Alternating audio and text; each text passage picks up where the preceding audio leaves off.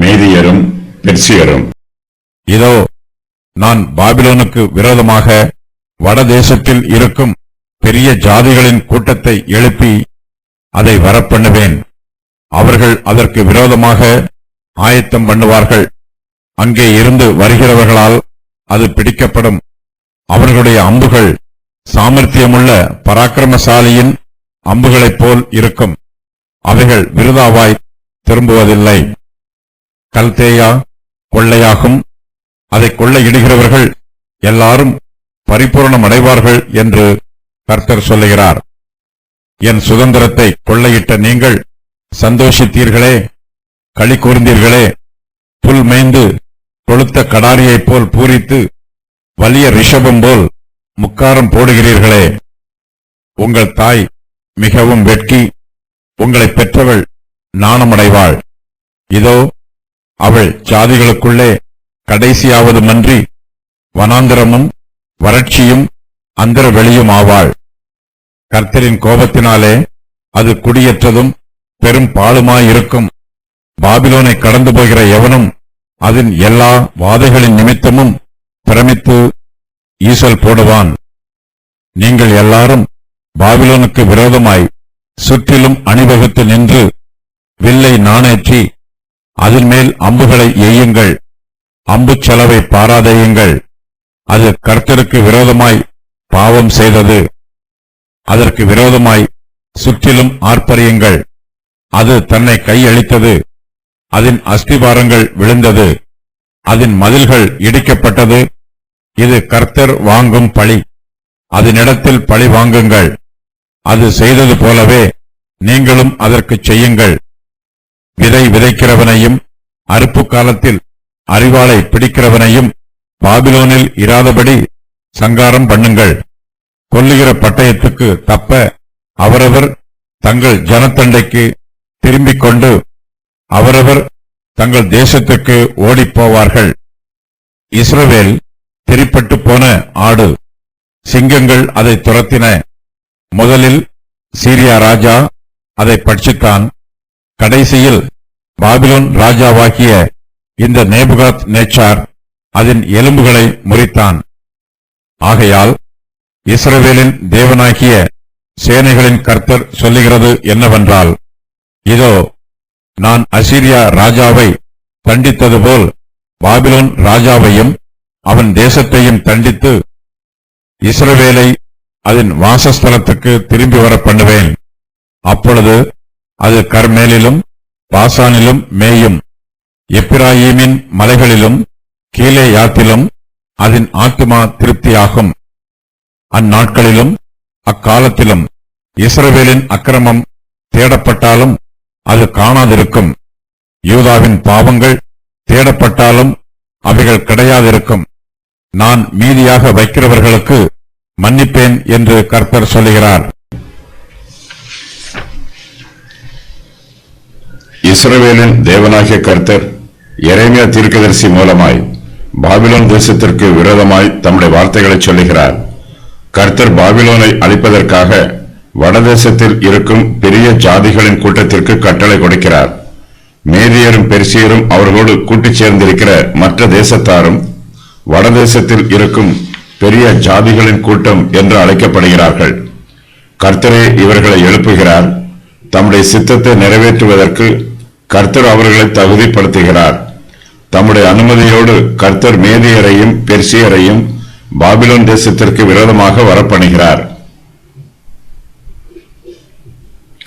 நீங்கள் எல்லாரும் பாபிலோனுக்கு விரோதமாக சுற்றிலும் அணிவகுத்து நின்று வில்லை நாணேற்றி அதன் மேல் அம்புகளை எய்யுங்கள். அம்பு செலவை பாராதையுங்கள். அது கர்த்தருக்கு விரோதமாய் பாவம் செய்தது. அதற்கு விரோதமாய் சுற்றிலும் ஆர்ப்பரியுங்கள். அது தன்னை கையளித்தது. அதன் அஸ்திவாரங்கள் விழுந்தது. அதன் மதில்கள் இடிக்கப்பட்டது. இது கர்த்தர் வாங்கும் பழி. அதனிடத்தில் பழி வாங்குங்கள். அது செய்தது போலவே நீங்களும் அதற்கு செய்யுங்கள் என்று கர்த்தர் மேதியருக்கும் பெர்சியருக்கும் கட்டளை கொடுக்கிறார். கர்த்தர் கட்டளை கொடுக்கும் போது தம்முடைய கட்டளையை நிறைவேற்றுகிறவர்களுக்கு வெற்றியையும் கொடுக்கிறார். அவர்கள் பாபிலோன் மேல் அம்புகளையும் எய்ய வேண்டும். அதற்கு விரோதமாய் சுற்றிலும் ஆர்ப்பரிக்கவும் வேண்டும். இந்த ஆர்ப்பரிப்பு வெற்றியுள்ள ஆர்ப்பரிப்பு. அவர்கள் யுத்தம் பண்ணுவதற்கு முன்பாகவே வெற்றி பெற்றதற்கு அடையாளமாக ஆர்ப்பரிக்க வேண்டும். பாபிலோன் தேசத்திற்கு அழிவு வரும். அந்த அழிவு மிகவும் பயங்கரமானதாய் இருக்கும். கொஞ்சமும் மீதியாக இல்லாமல் பாபிலோன் தேசம் மொத்தமாய் அழிந்து போகும். பாபிலோன் தேசம் எப்படியெல்லாம் அழியும் என்று கர்த்தர் எரேமியா மூலமாய் வெளிப்படுத்துகிறார். பாபிலோன் தேசத்தாருடைய ஐஸ்வர்யங்களும் பொக்கிஷங்களும் அழிந்து போகும். கல்தேயா கொள்ளையாகும் என்று கர்த்தர் சொல்லுகிறார். மேதியரும் பெர்சியரும் பாபிலோன் தேசத்தின் மீது யுத்தம் பண்ணி ஜெயிப்பார்கள். மேதியரும் பெர்சியரும் பாபிலோனில் உள்ள எல்லா பொக்கிஷங்களையும் கொள்ளையிடுவார்கள். மேதியர்கள் எல்லோரும் பரிபூர்ணம் அடைவார்கள். பாபிலோன் தேசம் மொத்தமாய் அழிந்து போகும். அங்கே ஒருவரும் குடியிருக்க மாட்டார்கள். கர்த்தரின் கோபத்தினாலே அது குடியேற்றதும் பெரும் பாலுமாய் இருக்கும். பாபிலோனை கடந்து போகிற எவனும் அதன் எல்லா வாதைகளின் நிமித்தமும் பிரமித்து ஈசல் போடுவான் என்று கர்த்தர் சொல்லுகிறார். பாபிலோன் தேசத்தாரால் மேதியருக்கும் பெர்சியருக்கும் விரோதமாய் யுத்தம் பண்ண முடியாது. பாபிலோனியர்கள் தங்கள் சத்துருக்களை பார்த்து பயப்படுவார்கள். கல்தையருடைய கோலத்தனத்தை பார்த்து அவர்களுடைய முன்னோரும் வெட்கப்படுவார்கள். கல்தையர்கள் மேதியரை பார்த்து பயந்து ஓடிவிடுவார்கள். உங்கள் தாய் மிகவும் வெட்கி உங்களை பெற்றவள் நாணமடைவாள். இதோ அவள் ஜாதிகளுக்குள்ளே கடைசியாவதுமின்றி வனாந்தரமும் வறட்சியும் அந்தரவெளியும் ஆவாள் என்று கர்த்தர் சொல்லுகிறார். பாபிலோன் தேசம் செழித்திருந்த காலத்தில் அதன் பக்கத்து தேசத்தார் எல்லோரும் அதன் செழிப்பையும் வல்லமையையும் பார்த்து ஆச்சரியப்பட்டார்கள். ஆனால் இப்போதோ பாபிலோன் தேசம் முற்றிலுமாய் அழிந்து போயிற்று. பாபிலோன் தேசத்தில் கடைசி எல்லை இருக்கக்கூடிய பகுதிகளை கூட மேதியர்கள் அழித்து போடுவார்கள். பாபிலோன் முற்றிலும் அழிந்து போவது போல அதன் எல்லை பகுதியில் உள்ள ஊர்களும் அழிந்து போகும். அவை வனாந்தரமும் வறட்சியும் அந்தரவெளியுமாகும். பாபிலோன் தேசத்தின் பிரதான பகுதிகள் குடியேற்றதும் பெரும் பாலுமாய் இருக்கும். கர்த்தருடைய கோபம் பாபிலோன் தேசத்தின் மீது வந்திருக்கிறது. கர்த்தர் கல்தையரை பழிவாங்குகிறார். அவர்கள் கர்த்தருடைய சுதந்திரமாகிய இஸ்ரவேலை கொள்ளையிட்டார்கள். இப்போது மிகவும் சந்தோஷப்பட்டார்கள். என் சுதந்திரத்தை கொள்ளையிட்ட நீங்கள் சந்தோஷித்தீர்களே, களிகூர்ந்தீர்களே. புல் மேய்ந்து கொழுந்த கடாரியைப் போல பூரித்து வலிய ரிஷ போல முக்காரம் போடுகிறீர்களே என்று கர்த்தர் கல்தையரை பார்த்து சொல்லுகிறார். கல்தையர்கள் இஸ்ரவேலை கொள்ளையிட்டார்கள். கர்த்தர் கல்தையரை பழிவாங்குகிறார். இப்போது மேதியரும் பெர்சியரும் கல்தையரை கொள்ளையிடுகிறார்கள். பாபிலோன் தேசத்தில் ஐஸ்வர்யவான்களும் சங்காரமாவார்கள், தரித்திரரும் சங்காரம் ஆவார்கள். கர்த்தர் பாபிலோன் தேசத்தை பழிவாங்குகிறார். கல்தையர்கள் மற்றவர்களை பழிவாங்கினார்கள். இப்போது மேதியரும் பெர்சியரும் கல்தையரை பழிவாங்குகிறார்கள். பாபிலோன் தேசத்தில் உள்ள விதை விதைக்கிறவர்களையும் அறுப்பு காலத்தில் அரிவாளை பிடிக்கிறவர்களையும் மேதியரும் பெர்சியரும் சங்காரம் பண்ணுகிறார்கள். அவர்கள் கொல்லுகிற பட்டயத்திற்கு தப்ப அவரவர் தங்கள் ஜனத்தண்டைக்கு திரும்பிக் கொண்டு அவரவர் தங்கள் தேசத்துக்கு ஓடிப்போவார்கள் என்று கர்த்தர் கல்தையரின் அழிவை பற்றி சொல்லுகிறார். பாபிலோன் தேசத்திற்கு அறுவடை காலம் வரும். ஆனால் விளைந்த தானியத்தை அறுவடை பண்ணுவதற்கு அரிவாளை பிடிக்கிறவன் ஒருவனும் இருக்க மாட்டான். கல்தைய தேசத்திலே விதை விதைப்பு காலம் வரும். ஆனால் விதை விதைப்பதற்கு அங்கே ஒருவனும் இருக்க மாட்டான். கர்த்தர் தம்முடைய தெய்வீக சித்தத்தின் பிரகாரமாகவே பாபிலோன் தேசத்தை அழித்து போடுகிறார். கர்த்தருடைய கோபத்தினால் பாபிலோன் தேசம் குடியேற்றதும் பெரும் பாலுமாய் இருக்கிறது. பாபிலோன் கர்த்தருக்கு விரோதமாய் பாவம் செய்தது. ஆகையினால் கர்த்தர் அம்புச்செலவை பாராமல் பாபிலோனை அழித்து போடுகிறார். கல்தையர்கள் இஸ்ரவேல் ஜனத்தை கொள்ளையிட்ட போது மிகவும் சந்தோஷப்பட்டார்கள், களிகூர்ந்தார்கள், கொளுத்த கடாரியைப் போல் பூரித்திருந்தார்கள். இஸ்ரவேலின் அழிவை பார்த்து கல்தையருக்கு இரக்கம் உண்டாகவில்லை. ரோம பேரரசின் ராயனாகிய தீத்து வெஸ்பாசின் எருசலேமை அழித்து போட்டான். எருசலேம் அழியும் போது அவன் கண்ணீர் விட்டு அழுதான். ஆனால் கல்தையர்களோ எருசலேமை கொள்ளையிட்டு சந்தோஷப்பட்டார்கள். எருசலேமின் ஐஸ்வர்யங்களையும் பொக்கிஷங்களையும் கொள்ளையிட்டு கல்தையர்கள் சுகமாய் வாழ்ந்தார்கள். தங்களுடைய மாம்சத்தின் இச்சைகளை நிறைவேற்றினார்கள். பிறருடைய ஐஸ்வர்யங்களை அநியாயமாய் கொள்ளையிட்டவர்கள் இப்போது பாடுகளை அனுபவிக்கிறார்கள். கல்தையருடைய ஐஸ்வர்யங்களை மேதியர் கொள்ளையிடுகிறார்கள். பாபிலோன் மேதியரிடத்திலும் பெர்சியரிடத்திலும் தன்னை கையளிக்கிறது. கல்தையர்கள் மேதியரிடத்தில் சரணடைகிறார்கள். கல்தையர்கள் தங்களுடைய ஆயுதங்களையும் ஐஸ்வர்யங்களையும் மேதியருடைய பாதபடியில் வைத்து சரணடைகிறார்கள். இஸ்ரவேல் ஜனங்கள் காணாமல் போன ஆடுகளைப் போல இருந்தார்கள். அவர்கள் கர்த்தருடைய ஜனங்கள். கர்த்தருடைய இஸ்ரவேலை முற்றிலுமாய் அழித்து போட வேண்டும் என்பதே கல்தையரின் நோக்கம். இஸ்ரவேல் ஜனத்தாரால் கல்தையரை எதிர்த்து யுத்தம் பண்ண முடியவில்லை. அவர்கள் ஒரு மலையில் இருந்து மறுமலைக்கு சிதறிப்போனார்கள். இஸ்ரவேல் தெரிகட்டு போன ஆடு. இஸ்ரவேல் தெரிபட்டு போன ஆடு. சிங்கங்கள் அதை துரத்தின. முதலில் அசீரியா ராஜா அதை பட்சித்தான். கடைசியில் பாபிலோன் ராஜாவாகிய இந்த நேபுகாத் நேச்சார் அதன் எலும்புகளை முறித்தான் என்று கர்த்தர் சொல்லுகிறார். அசீரியாவின் ராஜா இஸ்ரவேல் வம்சத்தாரில் 10 கோத்திரங்களை சிறைப்பிடித்து கொண்டு போனான். கர்த்தருடைய ஜனத்தை அவன் பட்சித்து போட்டான். அதன் பின்பு பாபிலோன் ராஜா இஸ்ரவேலில் மீதமுள்ள 2 கோத்திரங்களை தன்னுடைய தேசத்திற்கு சிறைப்பிடித்துக் கொண்டு போனான். இஸ்ரவேல் ஜனங்கள் கர்த்தருடைய ஆடுகளாக இருந்தாலும் அவை தெரிப்பட்டு போயின. பரிதாபமான ஆடுகளாக இருக்கிறார்கள். அவர்கள் துரத்துண்டவர்களாகவும் சதை பட்சிக்கப்பட்டவர்களாகவும் எலும்பு முறிக்கப்பட்டவர்களாகவும் இருக்கிறார்கள். பாபிலோன் ராஜாவாகிய நேபுகாத் நேச்சார் இஸ்ரவேல் ஜனங்கள் மீது பரிதாபப்படவில்லை. அவன் கடைசியில் இஸ்ரவேல் ஜனத்தாரின் எலும்புகளை முறித்தான். கர்த்தர் அசீரியாவின் ராஜாவை தண்டித்தது போல பாபிலோன் ராஜாவாகிய நேபுகாத் நேச்சாரையும் தண்டிக்கிறார். இதோ நான் அசீரியா ராஜாவை தண்டித்தது போல பாபிலோன் ராஜாவையும் அவன் தேசத்தையும் தண்டிப்பேன் என்று இஸ்ரவேலின் தேவனாகிய சேனைகளின் கர்த்தர் சொல்லுகிறார். கர்த்தர் தம்முடைய ஜனத்திற்கு கிருபையையும் இரக்கத்தையும் வாக்கு பண்ணுகிறார். அவர்கள் அந்நிய தேசத்து சிறையிருப்பில் இருந்து விடுவிக்கப்படுவார்கள். கர்த்தர் இஸ்ரவேலை அதன் வாசஸ்தலத்திற்கு திரும்பி வர பண்ணுவார். இஸ்ரவேல் ஜனங்கள் தங்கள் தொழுவத்தை மறந்து ஒரு மலையில் இருந்து மறுமலைக்கு சிதறி போனார்கள். கர்த்தரோ அவர்களை கூட்டிச் சேர்த்து அவருடைய தொழுவத்திற்கு அவர்களை திரும்பி வர பண்ணுகிறார். இஸ்ரவேல் ஜனங்கள் இழந்து போன ஐஸ்வர்யங்கள் அவர்களுக்கு திரும்ப கொடுக்கப்படும். அவர்கள் இழந்து போன செழிப்பும் நன்மையும் தெய்வீக பாதுகாப்பும் பராமரிப்பும் அவர்களுக்கு திரும்ப கிடைக்கும். அவர்கள் தங்கள் தேசத்தில் சுகமாய் ஜீவிப்பார்கள். இஸ்ரவேல் ஜனங்கள் என்னும் கர்த்தருடைய ஆடுகள் கர்மேலிலும் பாசானிலும் மேயும். அவருடைய ஆத்துமாக்கள் எப்ராயீமின் மலைகளிலும் கீலேயாத்திலும் திருப்தியாகும். கானான் தேசத்தில் எப்ராயீமும் கீலேயாத்தும் செழிப்பான பிரதேசங்கள். இஸ்ரவேல் ஜனங்கள் தங்கள் தேசத்தில் மறுபடியும் குடியேறுவார்கள். அவர்கள் சுகமாய் செழித்திருப்பார்கள். இஸ்ரவேல் ஜனங்கள் பாபிலோன் தேசத்தில் இருந்து விடுவிக்கப்பட்ட போது தங்கள் சொந்த தேசத்திற்கு திரும்பி போக வேண்டும் என்று விரும்புவார்கள். தங்கள் முகங்களை சீயோனுக்கு நேராக திருப்பி சீயோனுக்கு போகிற வழி எது என்று கேட்டு விசாரிப்பார்கள். அவர்கள் சீயோனிலே தங்கள் கர்த்தரை சேவிக்கவும் அவரை ஆராதிக்கவும் விரும்புகிறார்கள். இஸ்ரவேல் ஜனங்கள் பாபிலோன் தேசத்தில் இருந்தபோது அவர்களால் அங்கே கர்த்தரை ஆராதிக்க முடியவில்லை. அவர்கள் மறுபடியும் சீயோனுக்கு திரும்பி வந்து தங்கள் கர்த்தரை துதியோடும் கீத சத்தத்தோடும் ஆராதிக்க விரும்புகிறார்கள்.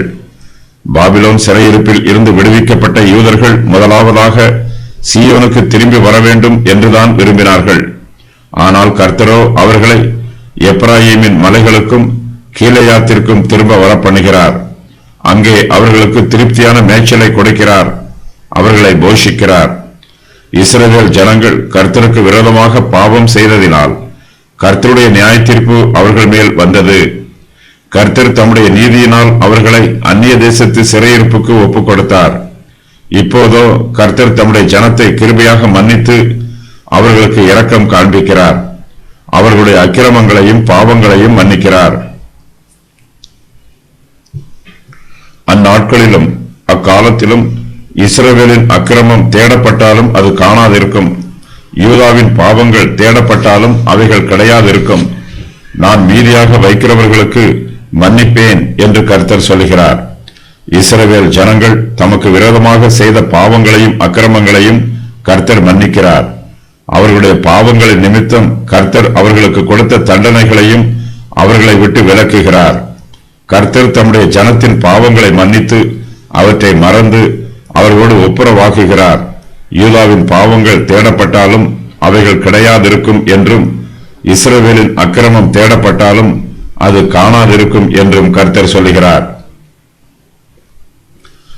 பாபிலோன் தேசத்து சிறையிருப்பில் இருந்து சீயோனுக்கு திரும்பி வருகிற இஸ்ரவேல் ஜனத்தாரின் இருதயம் புதுப்பிக்கப்பட்டிருக்கிறது. அவர்களுடைய பாவங்கள் மன்னிக்கப்பட்டிருக்கிறது. அவர்கள் கர்த்தருக்கு பயப்படும் பயத்தோடும் கர்த்தரை துதிக்கும் துதியோடும் தங்கள் தேசத்திற்கு திரும்பி வருகிறார்கள். கர்த்தர் தம்முடைய ஜனத்தின் பாவங்களை மன்னித்து தாம் அவர்களுக்கு ஏற்கனவே கொடுத்திருந்த வாக்குத்தத்தங்களை நிறைவேற்றுகிறார். கர்த்தர் தம்முடைய ஜனத்தை நீதிமான்கள் ஆக்குகிறார். கர்த்தர் தம்முடைய ஜனத்தில் மகிமைப்படுகிறார். பாபிலோன் முழுவதுமாக அழிக்கப்படும். ஆகையினால் அது அழிவதற்கு முன்பாக தம்முடைய ஜனங்கள் பாபிலோனின் நடுவில் இருந்து புறப்பட்டு போய்விட வேண்டும் என்று கர்த்தர் விரும்புகிறார். பாபிலோன் தேசத்திற்கு எதிராக மேதிய பெர்சிய தேசத்தாரும் மற்றும் பல தேசத்தாரும் வருகிறார்கள். இவர்கள் பாபிலோனுக்கு எதிராக வட திசையில் இருந்து வருகிறார்கள். கல்தேயா கொள்ளையாகும். பாபிலோன் மீது யுத்தம் பண்ண வருகிறவர்கள் கல்தேயாவை கொள்ளையிடுவார்கள். பாபிலோனில் கிடைக்கும் கொள்ளை பொருளினால் கொள்ளையிடுகிறவர்கள் எல்லோரும் பரிபூரணம் அடைவார்கள். தேவன் கல்தேயரை தண்டிப்பதற்கு காரணம், இஸ்ரவேல் அழிக்கப்பட்ட போது அவர்கள் சந்தோஷம் அடைந்தார்கள். அவர்கள் கொளுத்த கடாரியைப் போல் பூரித்து வலிய ரிஷபம் போல் முக்காரம் போடுகிறார்கள். நீங்கள் எல்லோரும் பாபிலோனுக்கு விரோதமாய் சுற்றிலும் அணிவகுத்து நின்று என்னும் இந்த கட்டளை பாபிலோனுக்கு விரோதமாக யுத்தம் பண்ண வரும் மேதிய பெர்சிய தேசத்தாருக்கு கூறப்பட்டிருக்கிறது. பாபிலோன் கர்த்தருக்கு விரோதமாக பாவம் செய்தபடியினால் அது நியாயந்தீர்க்கப்படும் காலம் வந்திருக்கிறது. எரேமியா 50, 51 ஆகிய அதிகாரங்களில் கூறப்பட்டிருக்கும் கட்டளைகள் ஜாதிகளுக்குள்ளே அறிவித்து பிரசித்தம் பண்ணுங்கள். இதை மறைக்காமல் விளம்பரம் பண்ணுங்கள். கொடி ஏற்றுங்கள். பாபிலோனின் நடுவில் இருந்து ஓடுங்கள். கல்தேயரின் தேசத்தை விட்டு புறப்படுங்கள்.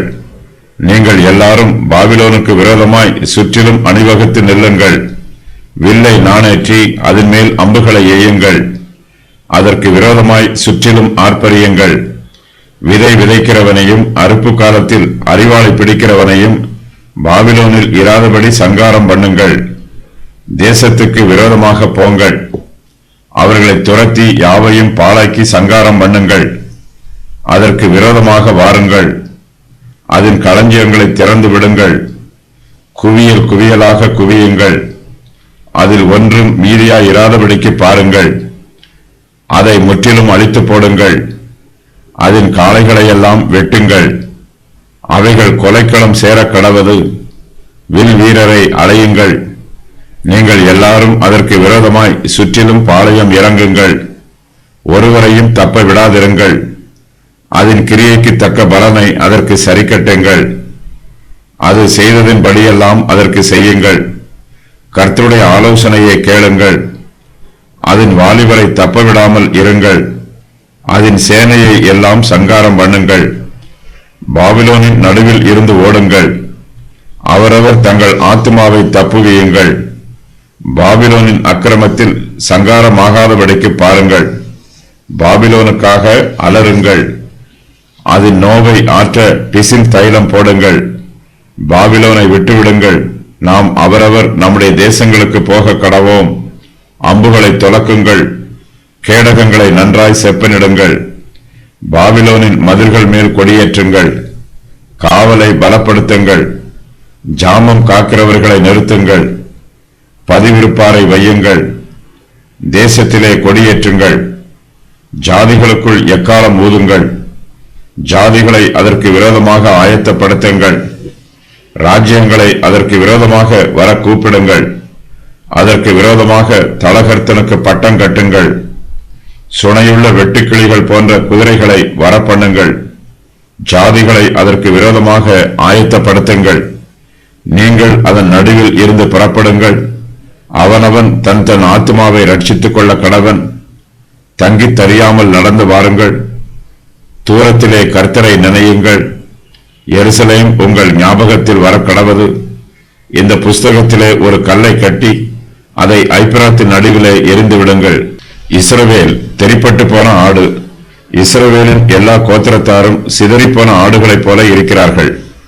அவர்கள் சிதறிப்போனது போலவே எஸ்ரா நெகேமியாவின் காலத்திலும் பாபிலோனுடைய சிறையிருப்பின் முடிவிலும் கூட்டிச் சேர்க்கப்படுவார்கள். இந்த வசனத்தில் இஸ்ரவேல் என்று கூறப்பட்டிருப்பதினால் அசீரியாவின் ராஜாவும் பாபிலோன் ராஜாவும்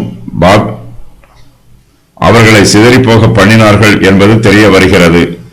அசீரியர் வடக்கு ராஜ்யத்தில் உள்ள 10 கோத்திரத்தாரை சிறைப்பிடித்தார்கள். பாபிலோனியர் யூதா தேசத்தில் உள்ள 2 கோத்திரத்தாரை சிறைப்பிடித்தார்கள். இவ்விரண்டு ராஜாக்களும் தண்டிக்கப்படுவார்கள். இவர்களால் சிறைப்பிடிக்கப்பட்டவர்கள் மறுபடியும் தங்கள் வாசஸ்தலமாகிய பாலஸ்தீன தேசத்திற்கு திரும்பி வருவார்கள். இந்த தீர்க்க தரிசனத்தில் இஸ்ரவேலும் யூதாவும் சேர்த்து கூறப்பட்டிருக்கிறது. அந்நாட்களிலும் அக்காலத்திலும் இஸ்ரவேலின் அக்கிரமம் தேடப்பட்டாலும் அது காணாதிருக்கும். இஸ்ரவேலும் யூதாவும் பாலஸ்தீன தேசத்தில் கூட்டிச் சேர்க்கப்பட்ட பின்பு அவர்கள் தங்களுடைய எல்லா பாவங்களில் இருந்தும் கழுவி சுத்திகரிக்கப்படுவார்கள். அவர்களிடத்தில் பாவம் காணப்படாதிருக்கும். ஆகையினால் எரேமியா 50, 19, 20 ஆகிய வசனங்கள் கடைசி நாட்களில் யூதர்கள் இறுதியாக கூட்டிச் சேர்க்கப்படுவதை குறிப்பிடுகிறது. ஆயினும் எரேமியா 50, 4, 5 ஆகிய வசனங்கள் பாபிலோன் சிறையிற்கு பின்பு அவர்கள் கூட்டிச் சேர்க்கப்படுவதை குறிப்பிடுகிறது.